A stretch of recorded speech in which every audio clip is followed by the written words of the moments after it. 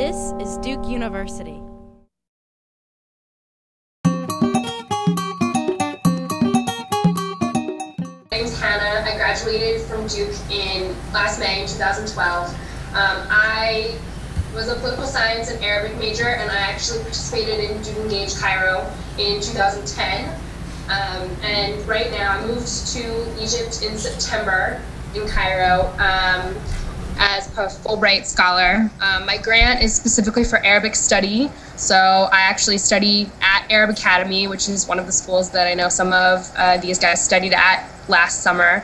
And I live, to give you a little bit of geographic reference for the city, because I think this is kind of important. The Nile divides Cairo in half. And I live on the west side of the Nile, which is not where the majority of the action, shall we say, takes place. Tahrir is almost immediately east of me on the other side of the Nile. So I live in Doi, it's called. And then I actually go to school, as I said, in Garden City, right near where all of the Duke Engage students lived, right near where I lived when I was there 2 years ago. So I go over into the Tahrir area fairly frequently.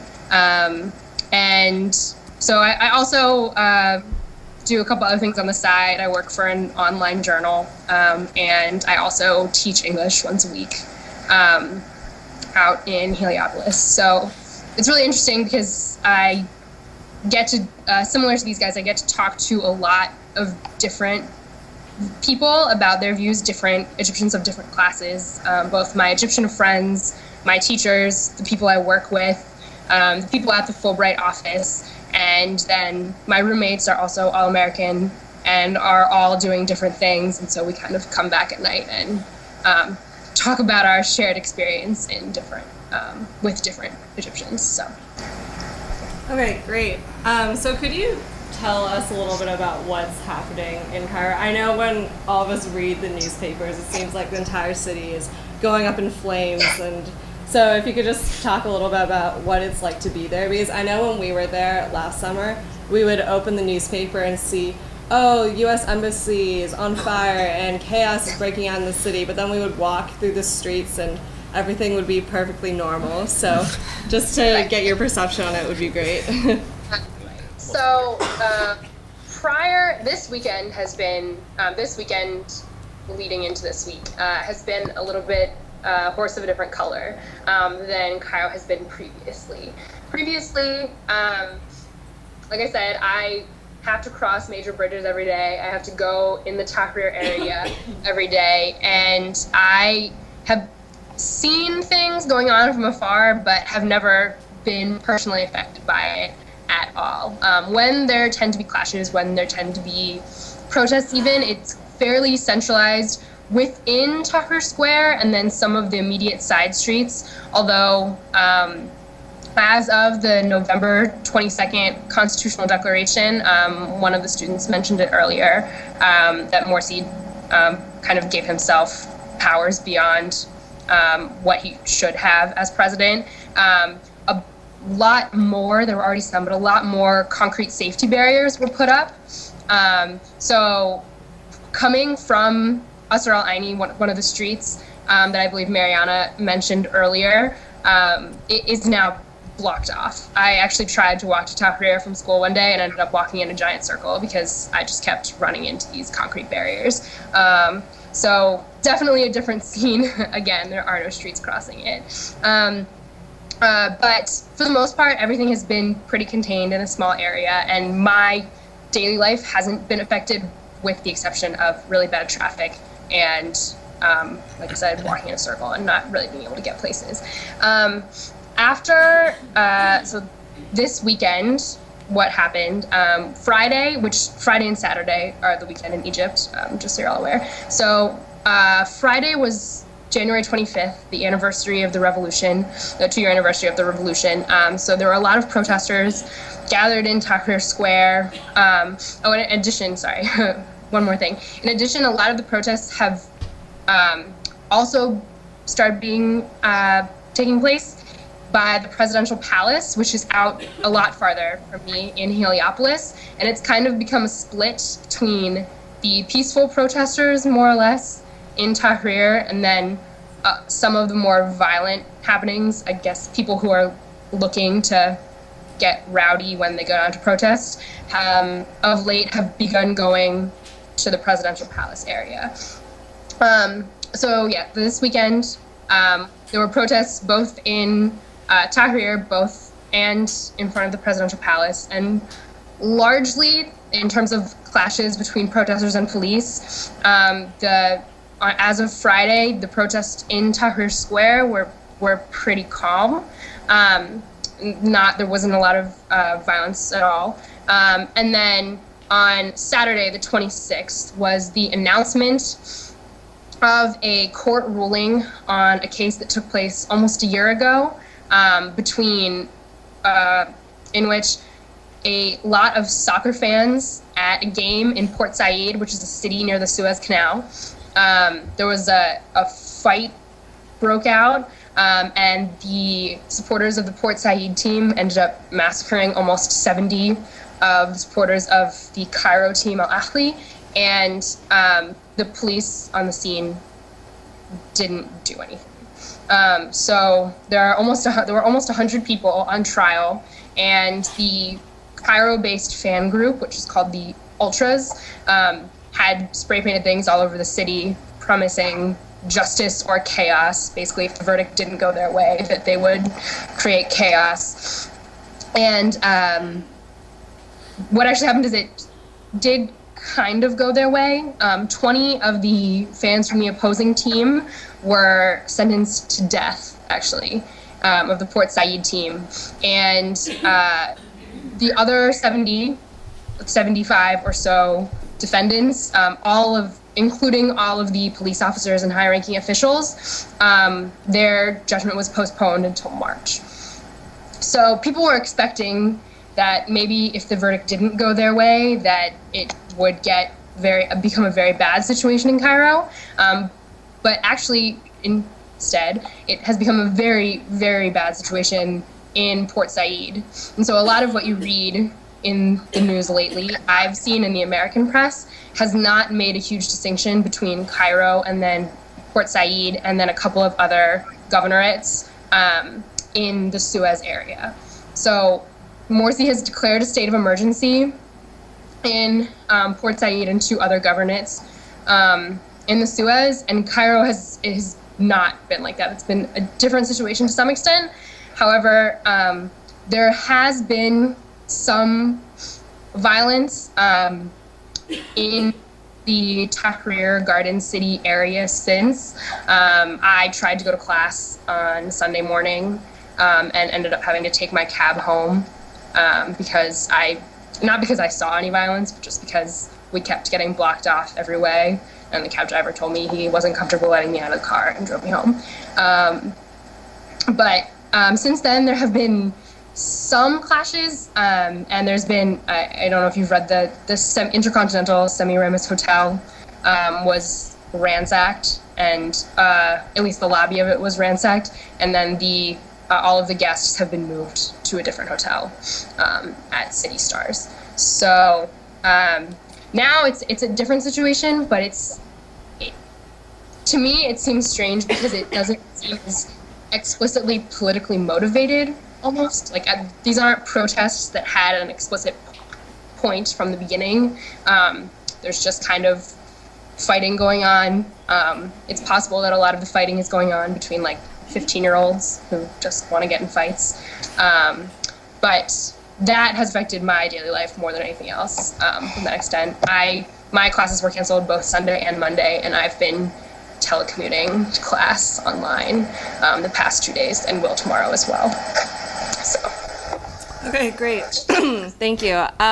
Just another question. As an American in Cairo right now, and you said that you've been talking to various groups of people about the about the political situation. What have you gauged from their views on what is happening right now with Morsi, and if there are some people you talked to who had previously been Morsi supporters, how are they feeling now, and if you could just give us a little bit of information on that. Sure. So, so one of, not my teachers, but actually my roommate's teachers, is pretty strongly Brotherhood aligned, and he is still very positive about Morsi, and views a lot of what's going on as attempts to discredit him, and still thinks that he's, I guess, doing the right thing, but has been blocked at making any progress by liberal opposition, by protesters, etc. And then other people that I've talked to, one of my students actually, who is, I believe, around my age, between 21 and 23, I think. She was just very disappointed in everything that had happened. And this is kind of a reaction I've gotten both in the negative and the positive sense, but the same, I think, core feeling that that Egyptians, I think I heard some also reactions similar to this, that, you know, we did democracy and it happened and it worked and this is great, and so excited about it, whereas just having an election doesn't actually mean fundamentally things are changed.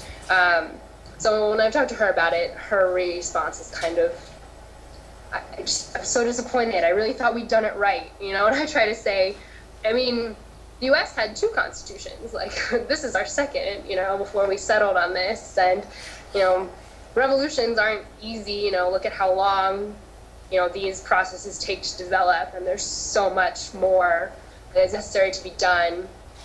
So from that sense, it's kind of, you know, disappointment in the whole system, I guess. But then at the same time, you know, I talk to other people and I tell them about the American voting process. You know, I had to vote absentee, so I went into the Fulbright office to print off my ballot, and one of the staff was kind of asking me about, you know, what voting is like in America, and I explained to her, and she's like, wow, that's really complicated. I said, yeah, tell me about it, I know.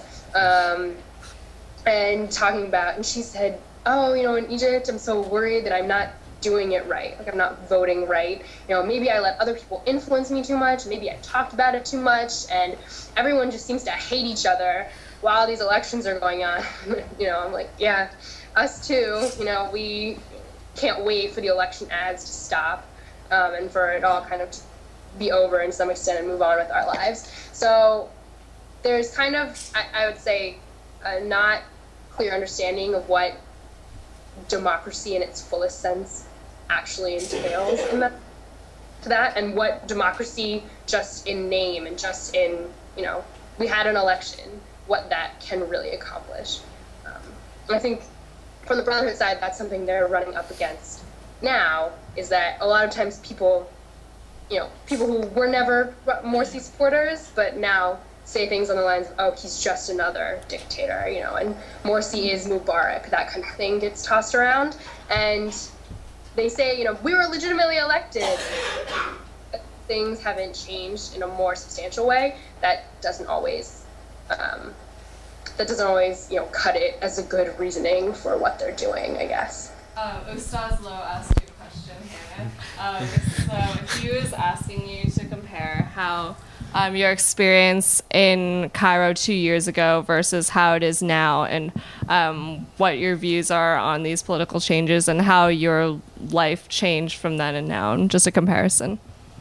Well, to begin with, people didn't talk about politics ever when I was here 2 years ago. I think I heard a couple of very wealthy Egyptians once talk about police corruption and just kind of like, yeah, it's awful, and then in this offhand kind of way, but no real discussion. Whereas now everyone wants to talk about politics with you. Probably less so in the last week because of people being disappointed and disheartened about what has just gone on. But I mean, my teachers in school will constantly, you know, kind of get sidetracked and just start talking about politics, which is, I mean, great in my opinion, because I love to listen to their opinions. So that is really interesting and really inspiring, and a positive sign, if nothing else, that people are thinking about this kind of thing now and thinking about the future that they want for Egypt. In terms of landscape also, I kind of talked about this before, but I lived right by Tahrir Square in the same apartment. I think it's probably the same apartment that you guys lived in last year over the summer. And Tahrir Square was the place I went every day to get on the metro. And Asr al-Aini, which is now constantly in local news, if not in other news reports, was where I went when I wanted to buy groceries. And the Intercontinental, which I just referenced, the hotel that the lobby of which got ransacked, was the place I went to use the ATM. So it was very, very strange to come back, even to be at Duke in the winter and spring of 2011 when everything was changing, and to hear about all of this stuff going on. I remember seeing a picture of a gas station that I walked through probably every day and still walk through fairly occasionally, and there was like a burned out, flipped over car like in front of it. And just, oh, okay, that's where I live. So in a very visual sense, it's a very different city, particularly in that area of the city. All of these places that to me were just, places I happened to go, places I walked, are now these like huge, symbolically like heavy weighty places. So that in and of itself is something that's very different. But part of it, is also that I'm a different person and I'm in a very different like situation than I was before. And I think that that aspect of it also can't come out or can't be ignored, like can't come out of the equation. When I was with Duke Engage, we were very busy. I don't think I ever went anywhere by myself. We were only there for, 2 months, and I had at least a co-teacher with me, or my roommate would come with me to everything, and we would, constantly together. And now, I'm living on my own. I do classes on my own. I have to, make my own way around. So in that sense, I'm probably almost more comfortable than I would be before. It's possible that, when I was here 2 years ago, just because I had, I never walked by myself at night anywhere, that's something that might have scared me if I had done it. And now it's the norm, I guess, in my life. So in some ways, things haven't changed. Egypt, despite everything that's going on with the clashes and everything, Egypt, people are out really late at night because most of the time it's hot during the day. So, it's not weird to really be walking around after dark, although you do have to be more on your guard than before. But because I'm 2 years older and, now graduated from college and living much more independently than I was when I participated in Duke Engage, there's more independence in that sense. And the one thing that, even in spite of everything that's going on, is still inspiring is, to me, the way that people still want to talk about politics. So it does depend, though. I think someone here said before that people always joke about in the U.S. if the election doesn't go their way, oh, I'm moving to Canada. And I actually think that does happen sometimes here now in the wealthier classes, have talked about like their backup plans, making sure that they can all leave if something goes wrong. And a lot of people don't, whether they would or not, or whether they just don't have the mobility to do that, is a whole other question. So it's definitely both a darker picture because there is much less stability, because all of these places that to me were places where I saw, kids having picnics with their families at 11 p.m. in the middle of the summer are now, the sites where martyrs died and where there's all this graffiti on the walls, in crude language and English sometimes. And, there's barbed wire, places that I never would have imagined seeing it before. And so that is a darker picture, but also it is a brighter picture as well, because people are so much more willing to talk about their experiences. So, okay, thank you all for coming. Let's give the students a round of applause. Thank you, Hannah. produced by Duke University, online at duke.edu.